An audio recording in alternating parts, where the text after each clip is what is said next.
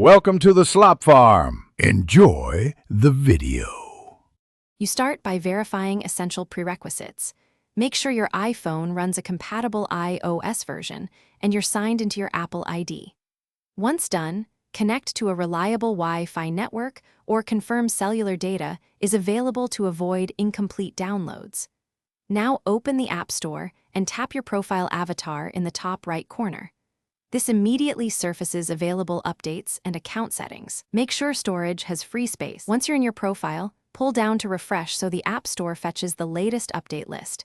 That ensures you don't miss recent releases. Tap Update beside any app you want to upgrade, or choose Update All to download them in sequence. If prompted, authenticate with Face ID, Touch ID, or your Apple ID password to authorize downloads.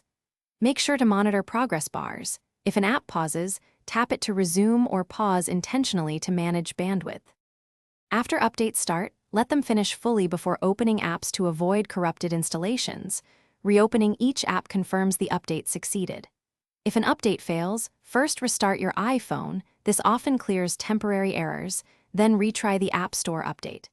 Make sure you have enough free storage, that your Apple ID is active, and the network is stable.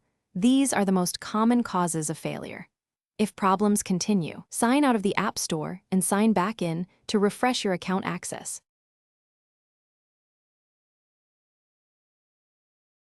Thanks for watching. Consider subscribing if we helped you today.